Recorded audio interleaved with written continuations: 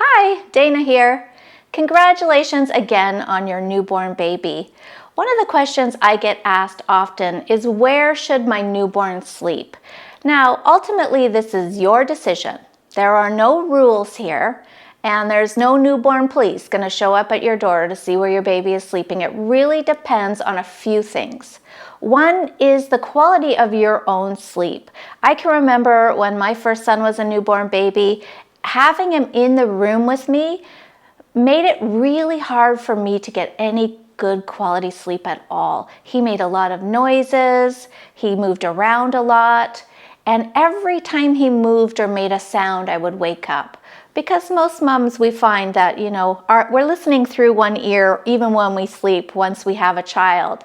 So for me, by the end of about the second week, I decided to move my son into his own bedroom, just so that if he was going to only sleep for 3 hours, at least I could get 3 hours of sleep too. And that just helped my mood improve. It made me feel a little bit more confident in my parenting ability. It just, for me, was the right decision.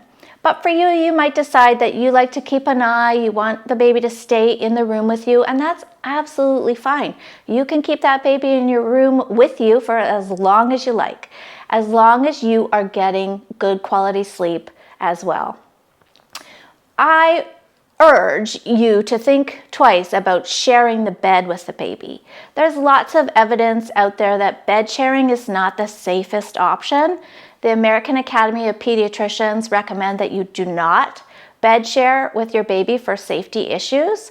So I would prefer you start out in a bassinet. Again, this is your choice, your baby, your decisions. So if you decide to bed share, just make sure you've really investigated what's the safest way to do that.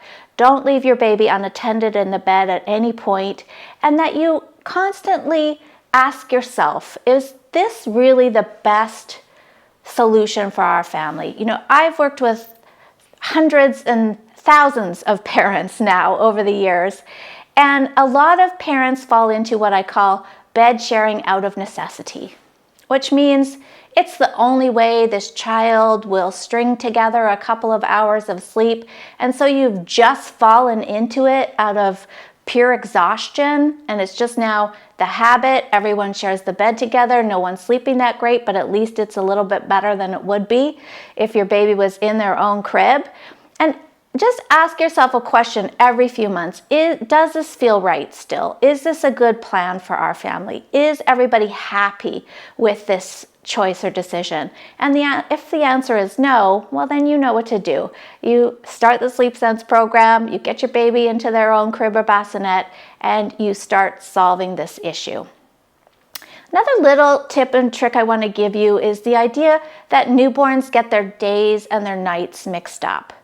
There is some truth to that, but not as much truth as people give it. And that's because when we're pregnant with our babies, our rising cortisol and melatonin levels kind of cue the baby's body, get the system ready for the idea that we are alert and active during daylight hours, and that we are sleepy and tired and sleep through the darkness hours. And so that foundation is already there before a baby is born. Now they need a little help getting in line with it.